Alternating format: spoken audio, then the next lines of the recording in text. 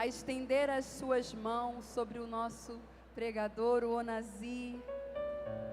Vamos impor as nossas mãos sobre ele, para que nessa manhã ele seja um canal do Senhor para nós. Senhor, nós pedimos, enche o Onazir com teu Espírito Santo, capacita, Senhor, poderosamente o teu servo, e que em todas as áreas da sua vida também ele receba essa unção. Tudo aquilo que o Senhor preparou, que ele venha se recordar pelo poder do teu Espírito Santo, pelo poder do seu nome, Jesus. Batiza ele da planta dos pés até o fio de cabelo, Senhor, reinflamando os dons, os carismas do teu Espírito nele.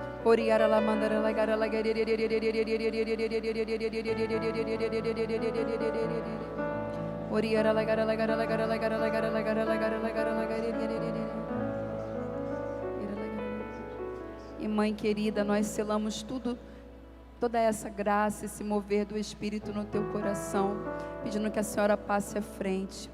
Ave Maria, cheia de graça, o Senhor é convosco. Bendita sois vós entre as mulheres, e bendito é o fruto do vosso ventre, Jesus. Santa Maria, Mãe de Deus, rogai por nós, pecadores, agora e na hora de nossa morte. Amém.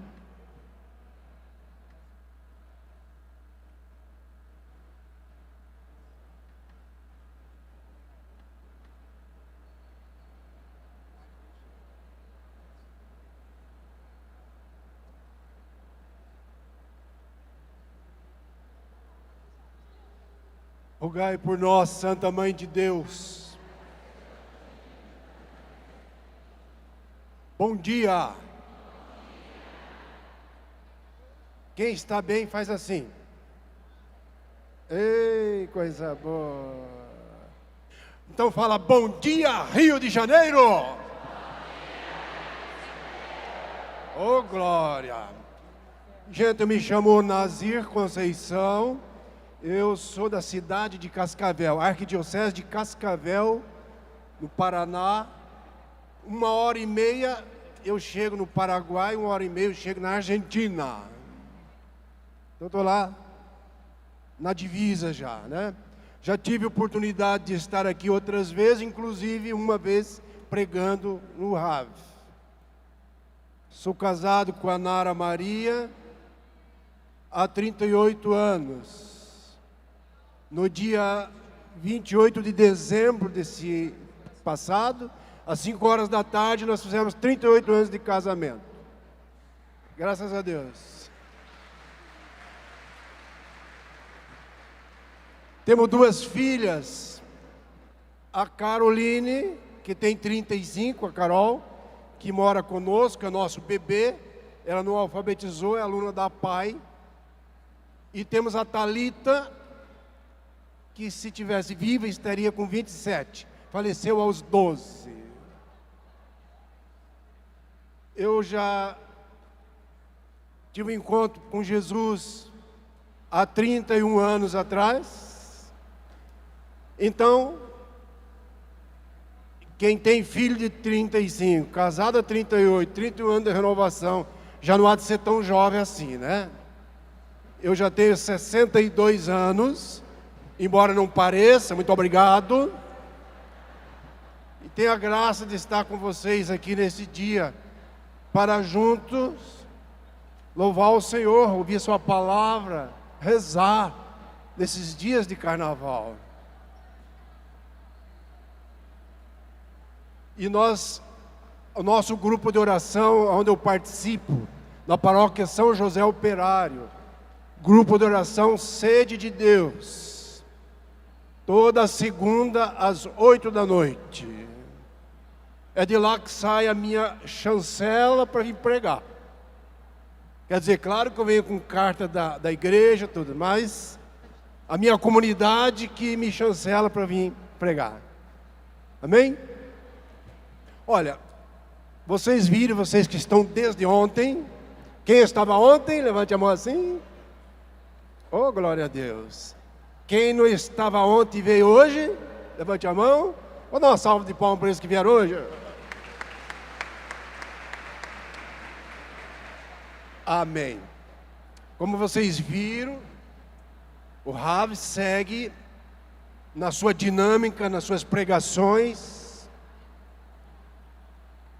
aquilo que foi discernido pelo Conselho Nacional da Renovação do Brasil para esses dias de carnaval.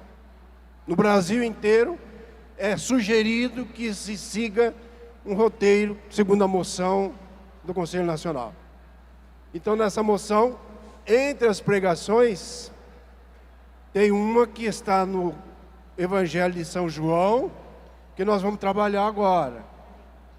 A propósito, não leva mal a pergunta, tá? Mas quem trouxe a sua Bíblia, levante ela.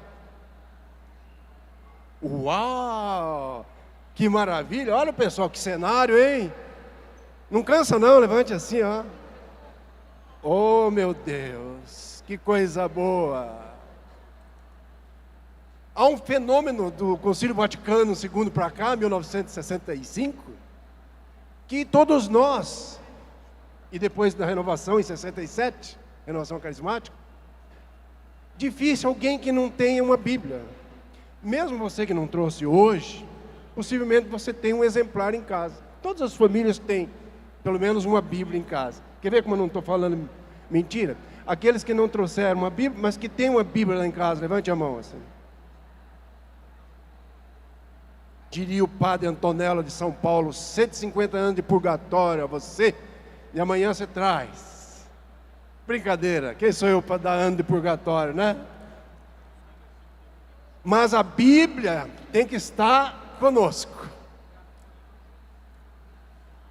É uma maravilha poder termos acesso à palavra de Deus. Eu sou oriundo da roça, do campo. Alguém aqui já foi da roça? Geração? Ah, seus caipiras, achei que era só eu. E aí, na sexta-feira santa, o meu pai, naquela época lá na roça, a gente não podia picar lenha, não podia fazer trabalho nenhum, olha só, hein?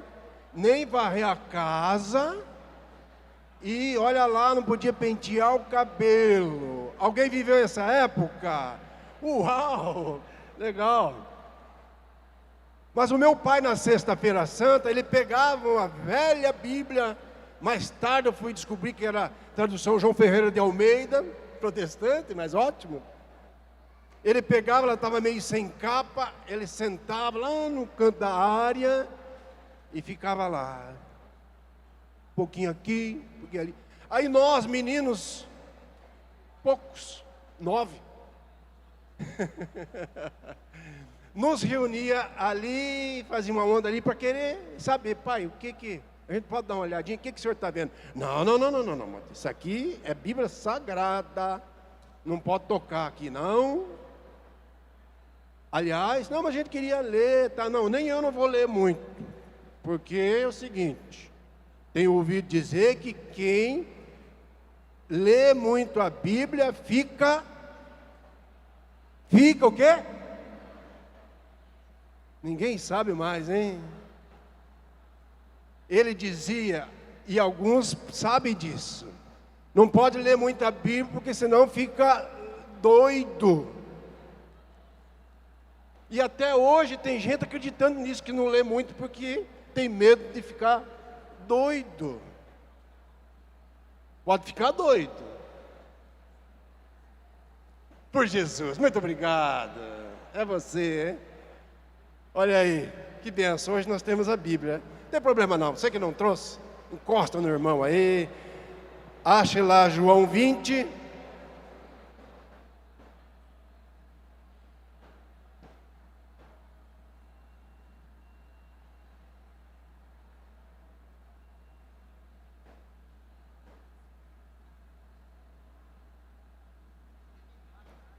Vou dar uma força aí, se a sua Bíblia for Ave Maria, 1412 é a página. 1412.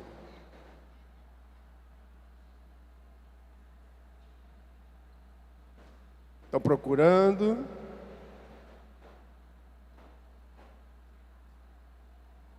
Esse texto vai falar da primeira aparição de Jesus depois da sua ressurreição no cenáculo em Jerusalém. Jesus apareceu uma vez e vai aparecer uma segunda vez. Versículo 24. João 20, 24. Tomé, um dos 12, chamado Dídimo, não estava com eles quando veio Jesus pela primeira vez. Os outros discípulos disseram-lhe: vimos o Senhor. Mas ele replicou-lhes: se não vir nas suas mãos o sinal dos pregos, e não puser o meu dedo no lugar dos pregos, e não introduzir a minha mão no seu lado, não acreditarei. 8 dias depois, estavam os seus discípulos outra vez no mesmo lugar, e Tomé com eles. Estando trancadas as portas, veio Jesus, pôs-se ao meio deles e disse: a paz esteja convosco. Depois disse a Tomé: introduz aqui o teu dedo e vê as minhas mãos. Põe a tua mão no meu lado. Não sejas incrédulo, mas homem de fé.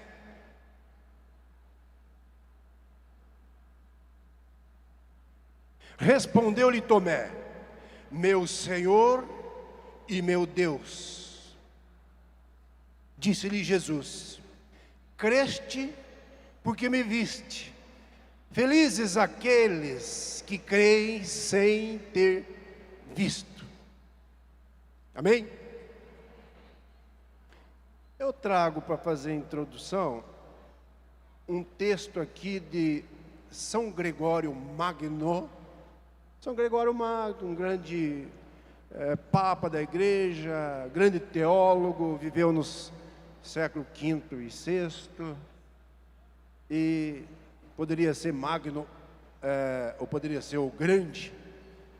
E ele diz assim no texto, relativo a essa frase. Qual que é a frase? Felizes aqueles que creem sem ter visto. Não é que ele disse, esse teólogo?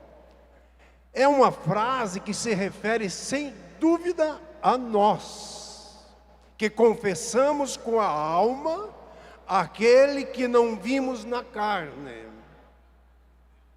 Mas refere-se a nós se vivermos de acordo com a fé, pois só crê verdadeiramente aquele que nas suas ações pratica o que crê. A ressurreição do Senhor é um apelo para que manifestemos com nossa vida que Ele vive. As obras do cristão devem ser fruto e manifestação da sua fé em Cristo. Entendido?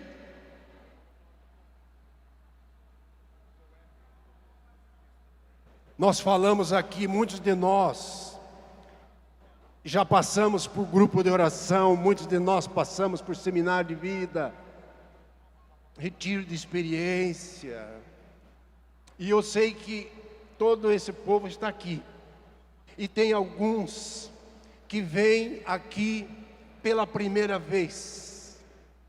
Esta palavra é para você.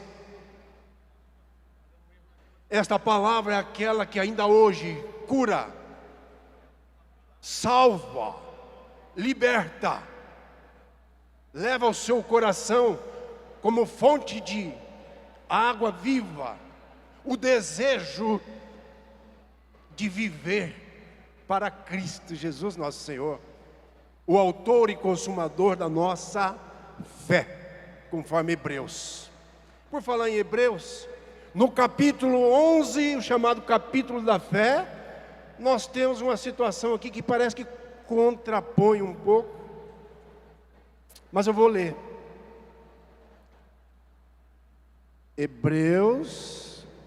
no capítulo 11. Logo no primeiro versículo, nós encontramos assim a explicação de quem escreveu a carta aos Hebreus.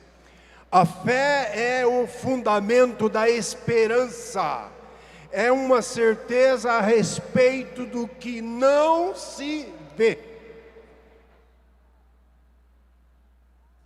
Vocês viram aí como é que o Tomé está diferenciando aqui as coisas em relação ao texto aqui?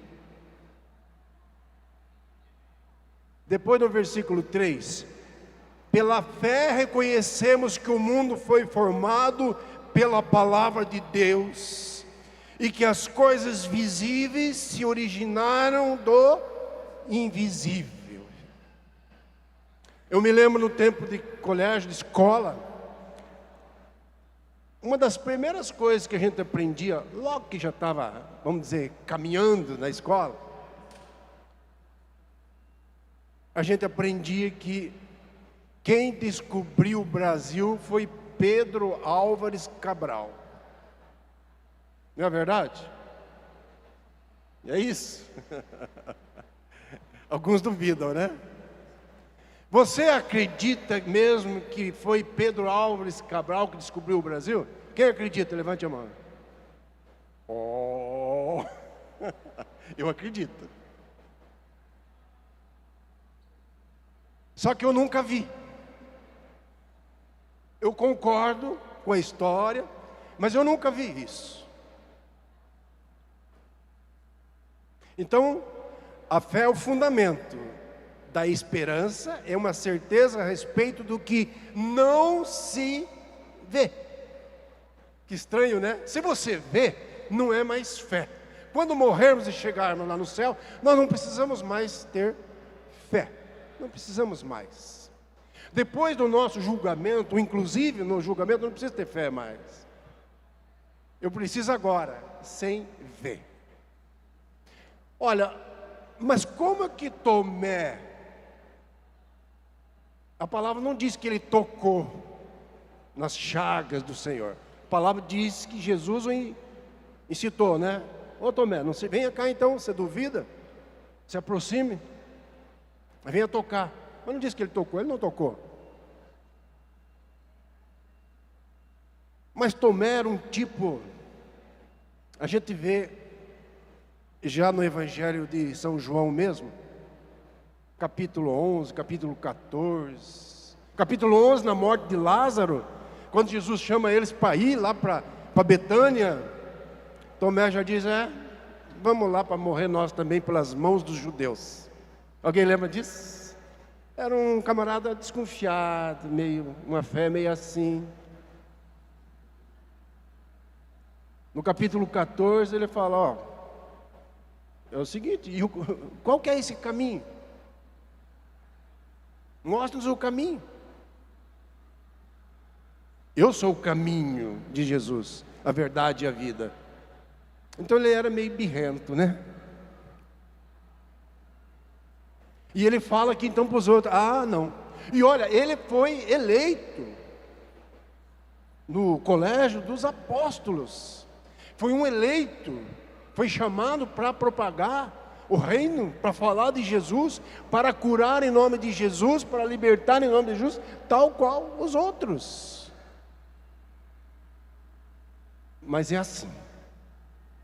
Mas aí, muitos santos, muitos teólogos, muita gente diz o seguinte, o que aconteceu então que Tomé, ele chega, depois que ele vê Jesus, ele vai se dobrar diante de Jesus e vai reconhecer e vai dizer, meu Senhor e meu Deus. E essa profissão de fé dura até hoje no meio de nós. A minha filha, que é deficiente, assim, que é aluna da PAI, não alfabetizou, muito boa de espiritualidade, toda a Santa Missa, onde ela estiver, na nossa paróquia é conhecido. O pessoal reconhece porque diz que teologicamente é incorreto, mas ela não entende disso. Toda vez na consagração que o padre levanta a hóstia, ela grita lá no meio, meu Senhor e meu Deus. Eu creio, mas aumenta a minha fé. Aí passa o momento do cálice, com sangue também. Ela repete, meu Senhor e meu Deus, eu creio. No sábado, eu não tinha missa no domingo, por conta de vir para cá, nós fomos numa outra paróquia, e eu não tenho muito costume com ela. Depois eu brinquei e falei, filho, você sentiu o culpado meio que te... pai, me tesourou. Porque o padre já entrou com outra situação, enquanto ela estava com aquela ejaculatória. Não conhecia. Falei, deve ser um doidinho que está aí no meio, né? Na verdade, então, o que acontece? Ele viu uma pessoa e acreditou em outra. Ele viu o homem ressuscitado, mas creu na divindade. Ele, ao olhar as chagas, foi testemunho e prova para ele que realmente Jesus ressuscitou. Por isso, senão você vai dizer, olha, mas a fé é o fundamento da esperança, é uma certeza a respeito do que não se vê. Então Tomé não teve fé, porque ele viu. Não é assim? Só que aí que está, ele viu uma coisa e acreditou noutra, acreditou na divindade, acreditou em Deus Todo-Poderoso, que até então estava assim. Assim acontece conosco relativamente à Eucaristia.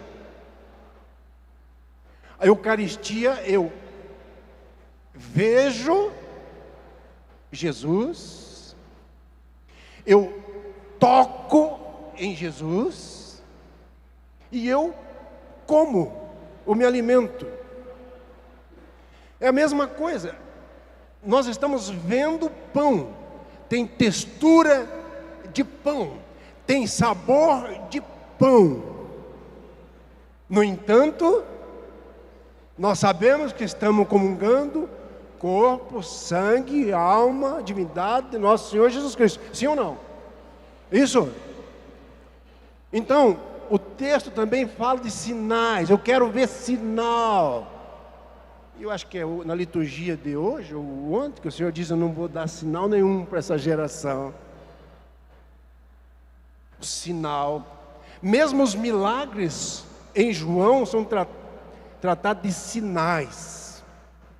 Sinal é sinal. Sinal não é a finitude. Sinal pode ser um trampolim para algo mais elevado. Eu vou na igreja, vou no grupo, se eu receber curas e milagres. Do contrário, eu não vou. Aliás, alguns já disseram, eu vou ver se esse Deus é verdadeiro. Então tem que ter isso, isso e isso. A maioria absoluta quebra a cara, porque Deus não dá essa chance. Mas muita gente, o Senhor realiza, Ele fala, agora eu acredito. Agora eu creio. Está entendendo, meu irmão, minha irmã? Vocês estão muito silenciosos, graças a Deus. Um evento grande, geralmente eu fico com medo. Falo, meu Deus, eles não vão se ficar quietos para me ouvir, né? Mas que maravilha. Então, eu estava dizendo, que fé é essa então? É isso. Tomé tocou numa coisa e acreditou noutra. Viu as chagas e creu na ressurreição. Viu o corpo de Jesus e creu na sua divindade. Olha, nós não precisamos desses sinais. Há quem diga que aquele milagre de Lanciano, lá na Itália, tive oportunidade, graças a Deus, de ir lá por 2 vezes, e eu me lembro que a primeira vez que eu fui, eu vi as pessoas passando diante do milagre, verdadeiro carne do Senhor, verdadeiro sangue do Senhor. O milagre está ali já há anos, se eu não me engano, 1.300 anos, por aí. E eu vi as pessoas se ajoelhando, chorando. E eu falei, meu Deus, mas será que eu estou insensível? Será que é o fuso horário? Será que eu não estou dormindo? Aí eu fui reclamar para o Senhor, falei, Senhor, mas Eu vim aqui com toda essa vontade, agora o Senhor, na sua delicadeza, falou no meu interior assim: não se preocupe, eu sou o mesmo que você adora lá no sacrário, na sua paróquia. E não é? E não é? Há quem diga que o monge que estava presidindo a missa naquela ocasião duvidou que pela imposição das suas mãos aconteceria ali a substanciação, que passaria de pão para corpo e de vinho para sangue. Então ali quiseram o Senhor conceder a ele não a transubstanciação, mas a transformação de corpo, de pão para corpo e de vinho para sangue. Nós precisamos disso, irmãos. Eu tive a oportunidade de ir no Colégio Pio Brasileiro lá em Roma, mas aí eu estava me lembrando, conta-se que uma vez na reunião dos padres lá, estavam discutindo sobre o milagre de San Gennaro, que é lá em Turim, se não me engano, Turim, acho que é. Lembra que já viu falar que o sangue dele está lá seco, e nos dias de San Gennaro ele entra em liquefeito, obrigado, liquefeito, Então, esse milagre se repete todos os anos. E lá estavam discutindo os padres, lá tal, quem acreditava e quem não acreditava. Eu acredito, outro não acredito, eu acredito, outro não acredito. E o bispo que estava lá falou: eu não acredito. O bispo não acredita. O bispo falou assim: não, eu não acredito porque eu estive lá e vi acontecendo. Tá certo? Eu não preciso de fé, ele já viu. Não precisa de fé. Quem precisa de fé é quem não viu. Ouviu dizer e acredita. Então, ficou para os apóstolos. Os apóstolos que são aqueles que assumiram Jesus morreu e foi para o céu. Ressuscitou, no dia da ascensão foi para o céu. Os discípulos que ficaram aqui. Aliás, diz-se que Jesus chegou no céu e os anjos todos acolheram com alegria, com festa. Olha, você está aqui. E aí Jesus teve um anjo mais curioso. Como é que foi lá? O seu reino lá na terra, lá como é que foi esse tempo que você ficou lá na terra, tá? Ele falou: olha, eu fiz tudo o que eu tinha que fazer, mas aí o anjo perguntou: tá, mas você fez tudo, mas e aí? E como vai ficar agora, você não está mais lá? Ele falou: não, eu deixei homens treinados para dar continuidade à minha obra redentora. Mas e se eles falharem? Jesus respondia: se eles falharem, eu não tenho outro recurso. É isso, para dizer, Jesus deixou a igreja, e nós nos incluímos como um braço estendido do Senhor, para continuar a obra redentora dele. E os apóstolos, então, por que nós cremos na igreja apostólica? A doutrina dos apóstolos, que vieram escrever a Bíblia, o Novo Testamento, só 70 anos depois da morte de Jesus e por aí afora. Então nós cremos lá. Esses receberam, como se diz, por primeiro o depósito da fé para anunciar, para pregar. E eles acreditavam, e eles arrebanhavam, e eles batizavam logo de início milhares. Eles iam nas comunidades e as coisas aconteciam. Eles anunciavam Jesus. E as pessoas criam que Jesus veio, passou, morreu, ressuscitou. E é Deus, é glorioso. Não precisando de sinais e sinais e tantos sinais. Olha, então, nós recebemos a fé para testemunho dos cristãos, dos apóstolos, e por tantos testemunho de tantos homens. de tantas mulheres. Eu, quando fiz meu primeiro encontro ligado à renovação carismática católica, eu ficava impressionado com aquelas pessoas que ali trabalhavam, que ali cantavam, que rezavam e que pregavam para mim. Eu falei, mas esse é um mundo que eu não conhecia, embora sendo católico de berço. E eu acreditei, e claro, passa pelos apóstolos, passa pelos cristãos, pelos homens, pelas mulheres, mas por causa da palavra de Deus. É por causa da palavra que as pessoas creem verdadeiramente. Eu não precisei receber uma cura, um sinal sensível, eu não precisei, e precisando até que estava, né? Mas para eu aderir à fé, eu não precisei de nada disso. Olha, lembra de Atos dos Apóstolos, no capítulo 1, versículo 8, dia da ascensão? Mas descerá sobre vós o Espírito Santo e vos dará força para que sejam minhas testemunhas. Já pensou se Jesus tivesse que estar ali cada vez que um daqueles estivesse pregando nas comunidades?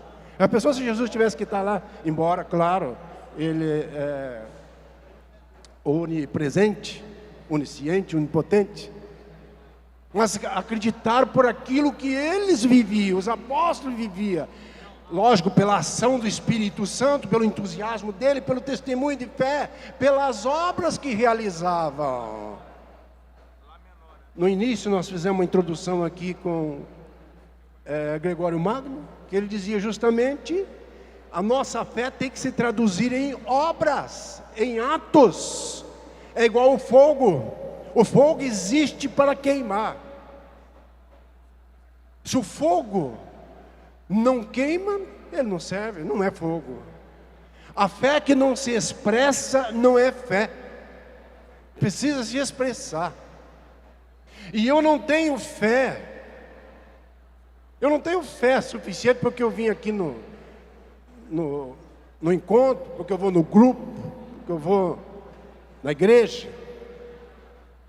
Esta é uma fé, eu vou lá e eu vejo os milagres acontecendo. Quantas vezes a gente já viu, mesmo nos encontros da renovação carismática. Mas isso ainda é uma fé externa. A fé, aí tem mais um avanço na fé. Olha, eu fui tocado lá no Harvard, eu senti Deus me tocando, e é Deus. Eu percebi, eu saí de lá assim, assado, leve e solto. E é de Deus, mas essa não é uma fé ainda de que está falando a palavra de Deus. A fé nos chama a dar aquilo que eu chamo do terceiro passo na caminhada. Primeiro é a trombada com Jesus. Eu, quando tive encontro com Jesus, na época João Paulo II, se ele aparecesse na minha frente, eu dizia, ô senhor Wojtyła, por favor, senta que eu vou pregar o evangelho para o senhor. Os cães da rua, cuidado, para aí que eu vou pregar. Como Santo Antônio pregava aos peixes, né? Aquele início, aquele fogaréu.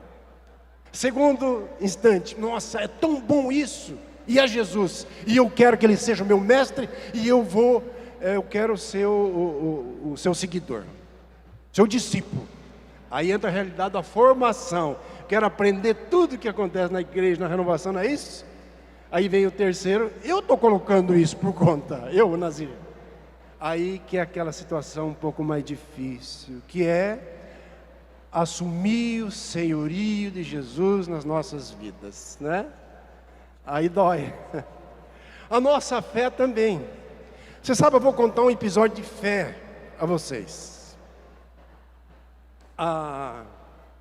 Ficar com um olho no peixe, outro no gato, né? Um episódio de fé. Quando eu fiz a cirurgia em 2002 de intestino, colectomia, tirei o intestino grosso inteiro, 1,27 m. Tinha gente mandando flores para mim lá já na UTI, mas não foi dessa vez.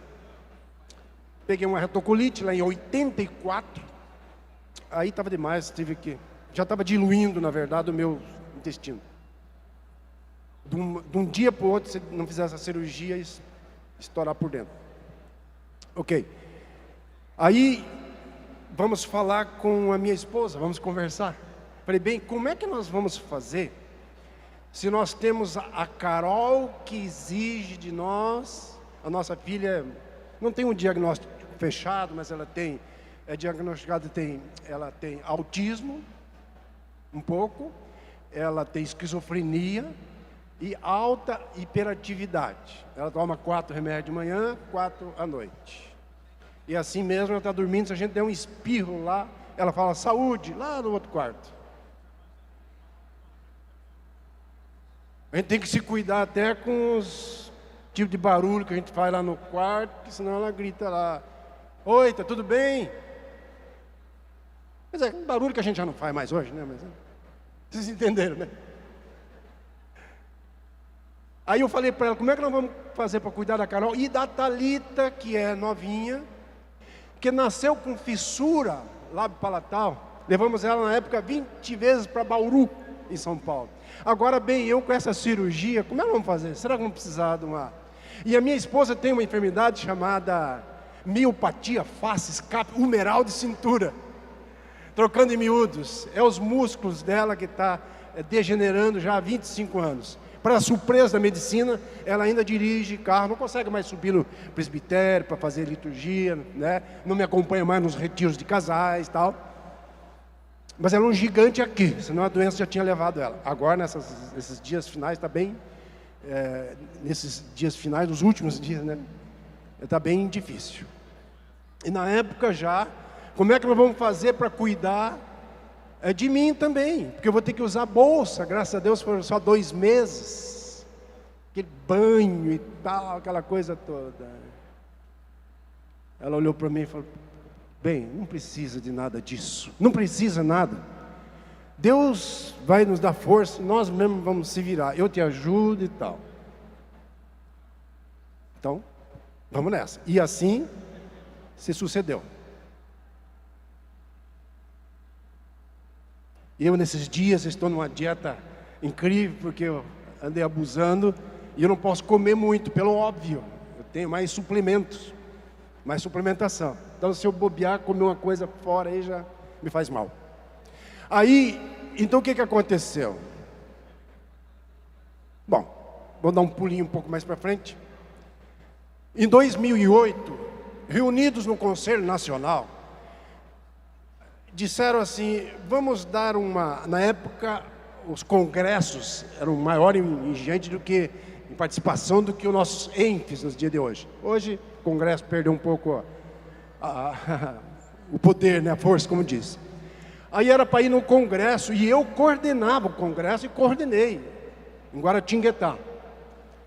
E aí disseram, vamos dar uma pregação para o Nazir? Não, vamos fazer o seguinte, vamos levar ele e a esposa e as 2 filhas, vão testemunhar, porque o congresso é relativo às famílias e tal.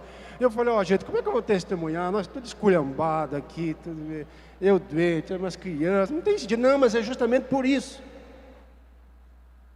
Era para o final de junho.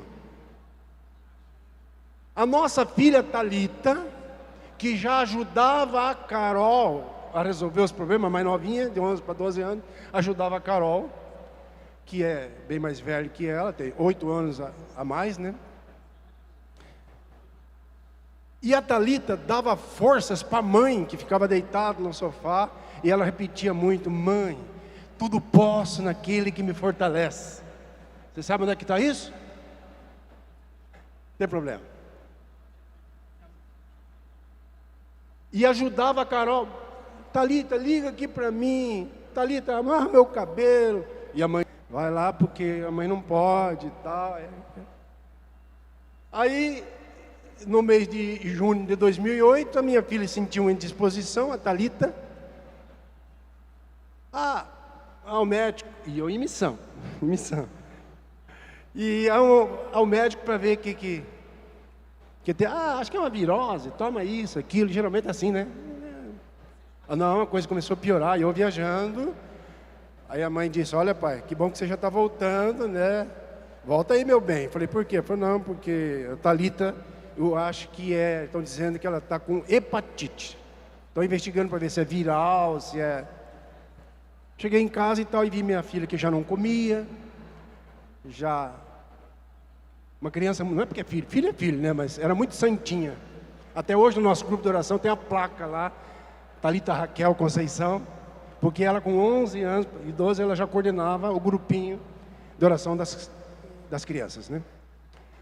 E ela era muito santinha, tinha um medo do pecado, não era mocinha, nada, era uma coisa incrível. E eu chego lá e vejo que não estava boa a coisa. Bom, resumindo, aí investiga aqui, investiga colar, levo ela para o médico na madrugada, e já não era mais um médico, era outro, e foram percebendo que ela estava com o fígado, diluiu o fígado e não coagulava mais. E não tem. Aí começou a fazer curso para o cérebro. Aí nós já tínhamos vários tipos de médicos, inclusive neurologista e tal. 6 dias ela ficou no hospital. Trocamos de hospital, levamos para uma...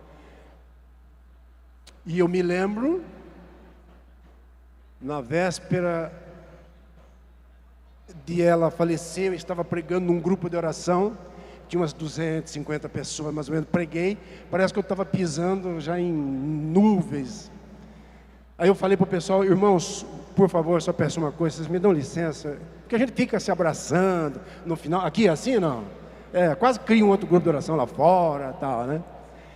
E eu falei, dá licença, porque eu preciso ir rápido, porque vocês, como vocês sabem, estão rezando, a Thalita está lá na UTI, eu preciso ir para lá, tá bom? Ok, fui para lá. Peguei minha esposa e falei, bem, vamos entregar a nossa filha, porque está difícil, né? A gente olhando, as mãozinhas, os pezinhos, 12 anos. Estudava num colégio religioso, né? Aí eu falei, vamos entregar. Aí botei a mão na cabecinha dela e falei, Senhor, o Senhor sabe que a Thalita tem esse nome por conta da palavra que o Senhor disse lá para a filha de Jairo, que tinha 12 anos. Thalita cum, que quer dizer, menina, levante-se. E ela ressuscitou. Jesus, se o Senhor quiser repetir um milagre aqui, tudo bem. Mas eu agradeço esses 12 anos que o Senhor deu para nós de alegria, porque a Carol, tadinha, veio deficiente, não deu aquela alegria de curtir uma criança assim, tal, né? E a Thalita veio meio que parece que para curar o nosso coração. E aí, lá notei então, eu falei, obrigado Senhor, nós te agradecemos por esses 12 anos, mas eu faço aqui a oração de Jó.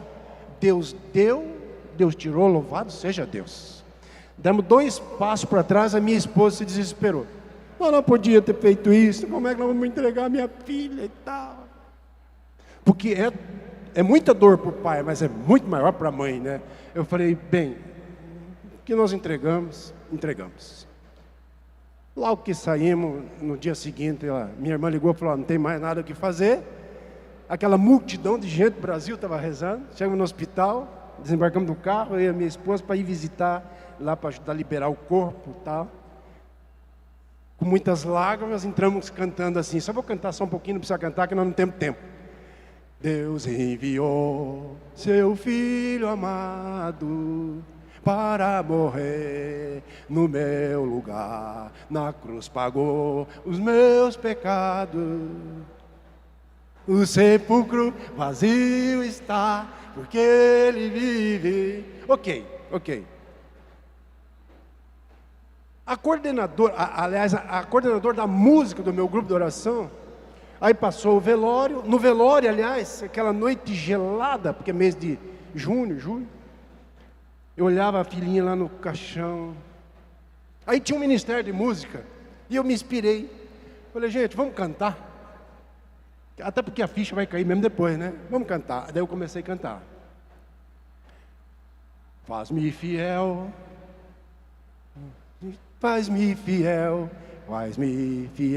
precioso Jesus, faz-me fiel, a uma carreira a correr, uma vitória a alcançar, cada dia em meu viver, faz-me fiel. E depois,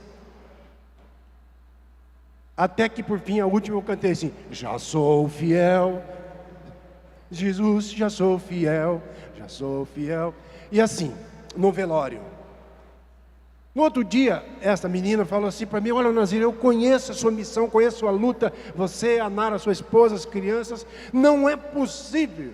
Vai lá e esmurra, olha só, esmurra o sacrário e pede uma satisfação para o Senhor.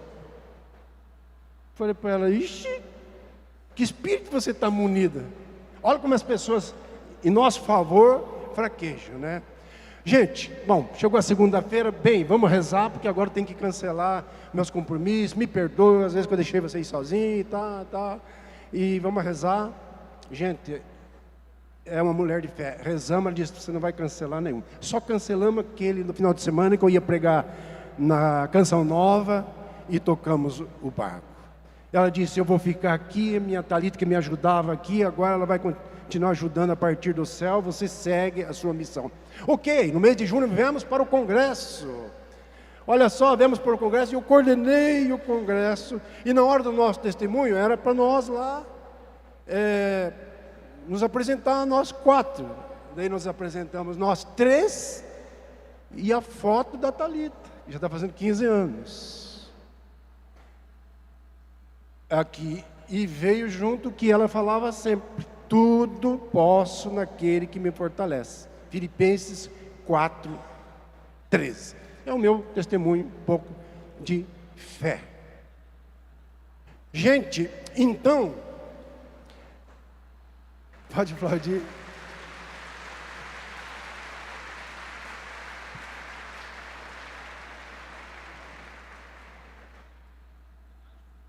Gente, a pregação do Evangelho, ela é credível. E ela tem a garantia suficiente de credibilidade. E é por isso que o Senhor nos deu a graça de pregar a palavra de Deus. Os demais discípulos que estavam junto com Tomé, eles também não tinham acreditado. Eles também, apareceu Jesus, e eles ficaram entusiasmados, meio com medo, assim, Os de Emaús também, lembram? Ouvi até dizer, alguns disseram, mas não é assim não, na verdade acabou a nossa vida. E assim somos nós também. Nós queremos sinal, nós queremos ver. Você viu, meu irmão, minha irmã, que quem já fez experiência de oração, seminário de vida no Espírito, tem uma pregação que se chama fé e conversão. Viram? Não é separada, porque uma caminha com a outra. Nós temos 2 baluartes que apresenta na palavra de Deus, na Escritura Sagrada. Um é Paulo, ele fala forte para nós, por exemplo, na fé. Atos 16:31, quando estava ele e Silas preso, e no louvor estourou as correntes e tal. E aí vem o carcereiro com medo, porque todo mundo ficou solto, livre. E ele queria se matar com a sua espada, porque o que o governador, o que iam fazer com ele, se aquele mundaréu de gente estava preso, de repente ia tudo para a rua. E ele então falou, e Paulo gritou: não faça isso, não faça isso, não atente pela sua vida. Aí o que eu tenho que fazer para ser salvo? Paulo quase que fala para você: não tem que fazer nada, você não se salva, né? Mas ele diz uma coisa: crê no Senhor Jesus e será salvo tu e tua família. Se você quiser diferente, crê no Senhor Jesus e será salvo tu e a tua casa. Pedro, no dia de Pentecoste, Atos 2. E nós, o que podemos fazer para receber essa graça? Quanta gente se convertendo, quanta gente mudando, quanta gente sendo batizada no Espírito Santo. E Pedro então diz o quê? Arrependei-vos. E o que é arrependei-vos? Se não é conversão? Um dos primeiros discursos públicos de Jesus na Galileia, Marcos 1:14. Completou-se o tempo e o reino de Deus está próximo. Fazei penitência e crede no Evangelho. Ou, como nós vamos receber na quarta-feira de cinza, não é isso? Convertei-vos e crede no Evangelho.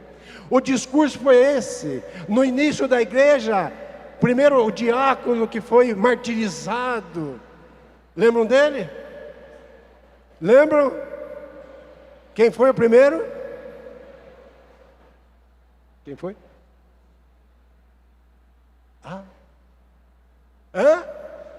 Estevão, obrigado. Palma para esse vozeirão aí, ó. Estevão foi apedrejado porque o povo não suportava o seu testemunho de fé. Porque ele falava, bradava com voz alta, dizia: vocês, cabeças duras, vocês de dura cerviz. Também ainda o precursor de Jesus Cristo já dizia, o seu primo João Batista: dai fruto de uma verdadeira conversão. Aquele que roubava não roube mais, aquele que fazia isso não faça mais, aquele que adulterava não adultere mais. Alguns dizem assim: a pregação do Nazir é muito exortativa. Eu tenho certeza que você, eu fui chamado para falar de conversão também. Eu tenho certeza que você já ouviu falar do amor de Deus, da salvação, de amorização. Cada um, e vou pregar dia 26 no meu grupo de oração, Cerco de Jericó, pecado. Certamente porque eu sou o maior deles, dos pecadores. Conversão é uma situação, é uma graça de Deus, assim como a fé. Às vezes a gente pergunta: é difícil ou é fácil ter fé? É fácil ou difícil? Vou perguntar para você: é fácil ou é difícil ter fé? Não é fácil nem difícil. Fé é um dom. É um dom. Agora, Deus deixou naturalmente a nossa inteligência, o nosso intelecto.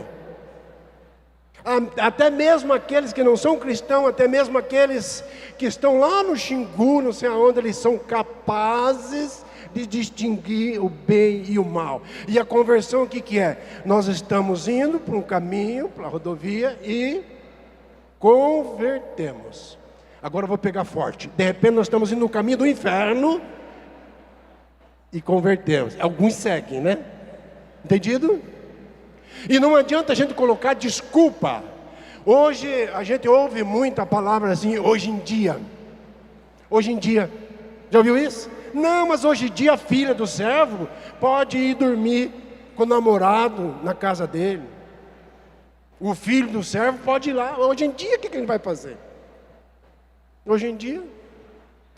Não, eu vou educar os meus filhos pequenininhos segundo a ideologia que está nas escolas e etc. Porque eu acho que na verdade Deus fez as coisas erradas, então o pessoal está acertando. Agora eu vou educar meus filhos assim. Ok, mas você foi educado assim? Eu sou do tempo, desculpe, você já ouviu isso? Não é saudosismo, não é olhar de retrovisor? Tem 62 anos, tem um pouquinho de história. Mas eu sou do tempo que o meu influencer, meus influenciadores eram o meu pai, mãe e professor. O seu é assim ainda? Gente, não tem saída. Eu vim aqui de Cascavel para trazer nesta pregação esta palavra de vida e salvação para você. Graças a Deus que você está aqui. Você que veio lá do bloco de carnaval, você que passou a noite e caiu aqui, louvado seja Deus, porque Jesus te ama e te quer. E você vai descobrir pela pregação da palavra que do jeito que está você não consegue. Não só não consegue ter paz e vida em abundância aqui, como não conseguirá passar pelo julgamento. Você será reprovado. Você será reprovada no dia do julgamento. E a igreja ensina para nós que nós temos um juízo particular. Mas onde é que está a misericórdia de Deus? Louvado seja Deus. Nós estamos aqui porque Deus é misericordioso. Veja o estado do Rio de Janeiro. Numa época dessa, a gente está congregando aqui 5, 6 mil pessoas. Se isso não for misericórdia de Deus, o que será?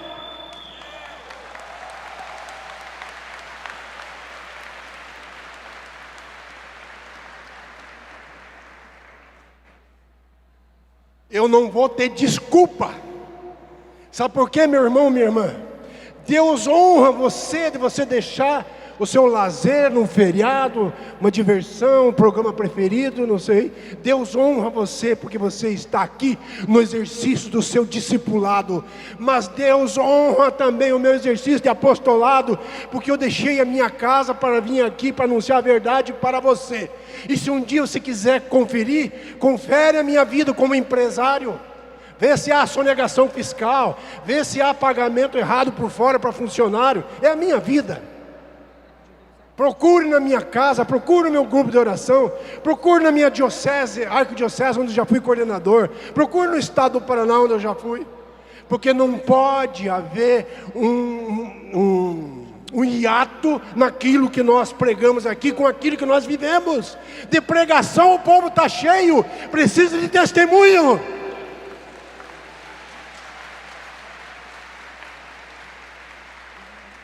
Não é concebível que nós não tomemos a decisão. Ora estamos aqui com o pé no reino, outra hora estamos aqui com o pé no mundo. É impossível comungar com o que é santo, com aquilo que é profano.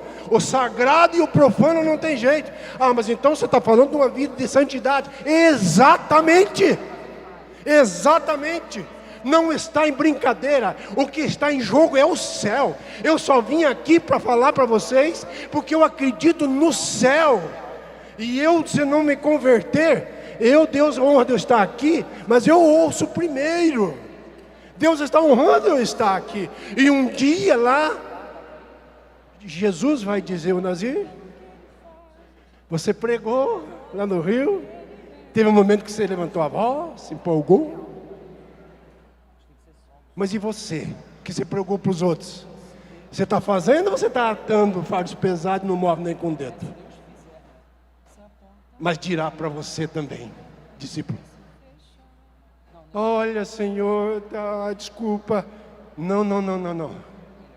No dia 12 de fevereiro de 2024, eu mandei um servo meu para falar a verdade. A meu respeito, a respeito da eternidade, a respeito da salvação e da conversão. Não haverá, nós somos muito de dar desculpa. Nós não vamos negociar com o Senhor. Não, nós negociamos, por assim dizer, agora. Somos os piores pecadores. O tribunal de agora é tranquilo para nós enfrentar. O que eu faço? Vai para o confessionário. Eu ouvi dizer que ontem aqui foram 350 pessoas se confessaram, e hoje acho que continua, né? Aproveite, não carregue esse fardo de morte sobre as suas costas, sobre a sua mente, sobre a sua vida. É o segundo sacramento de cura que o catecismo nos traz. Unção dos enfermos e o sacramento da penitência. O sacramento, porque lá cura. É a cura espiritual que nós nunca, às vezes, não conseguimos. Lá sou curado, lá vou reencontrar um novo sentido para a vida. Isso não é misericórdia? Eu posso ter feito tudo, se eu me arrependi. É isso que Deus quer, é isso que o Senhor quer da nossa parte.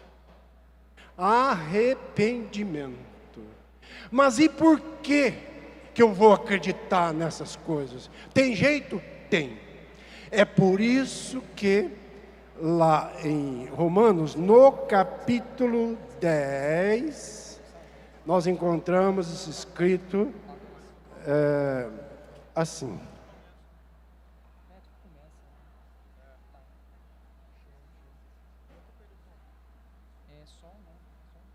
Versículo 9. Portanto, se com tua boca confessares que Jesus é o Senhor, e se em teu coração creres que Deus o ressuscitou dentre os mortos, serás salvo. Versículo 14. Porém, como invocarão aquele em quem não tem fé? E como crerão naquele de quem não ouviram falar? E como ouvirão falar se não houver quem pregue? E como pregarão se não forem enviados?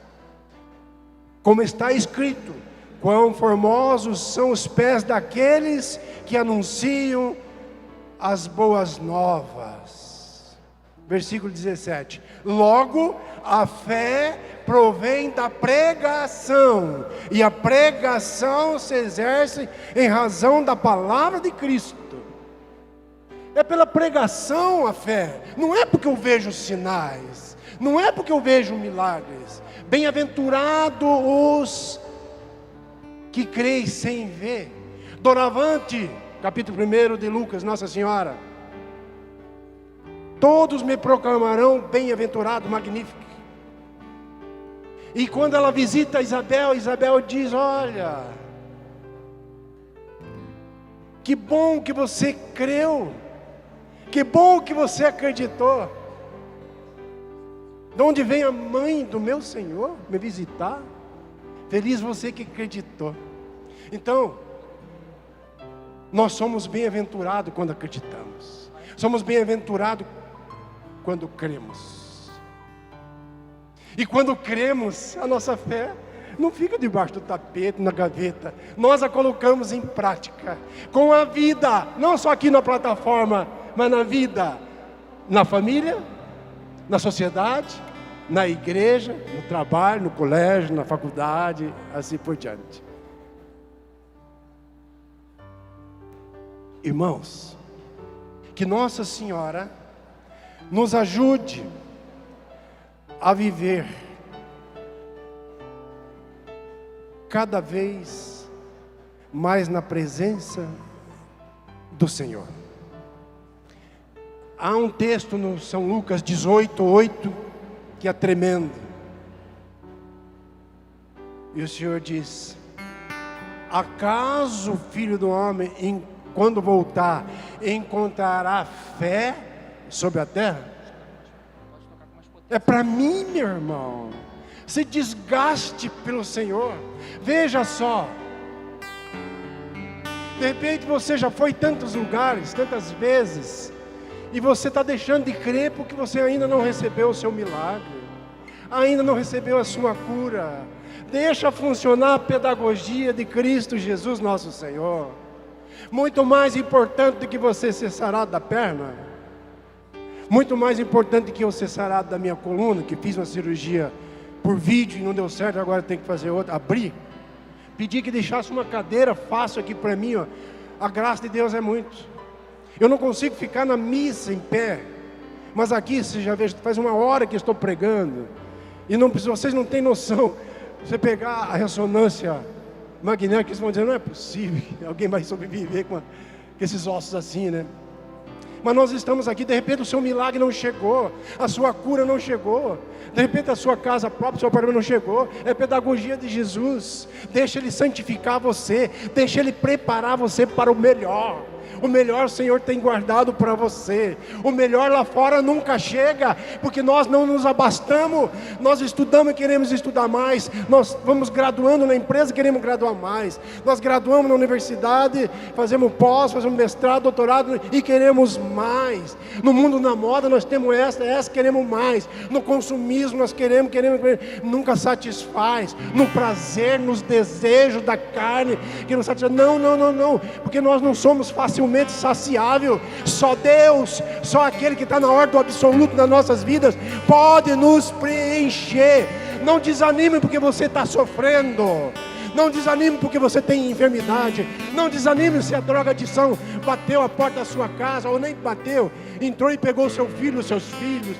Não desanime, como dizia Padre Jones, aguenta firme. Não importa, diga que Deus é Deus da sua vida. Jesus Cristo é o teu Senhor, e Ele é muito mais do que todas essas coisas.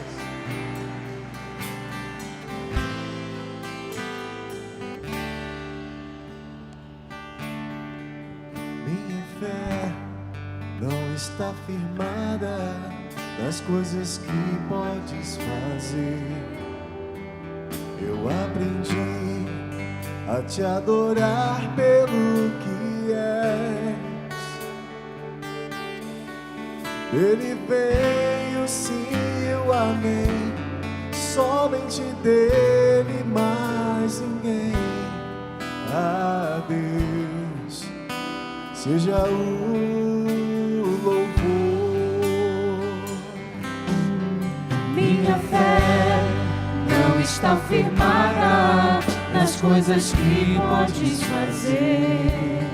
Eu aprendi a te adorar pelo que é.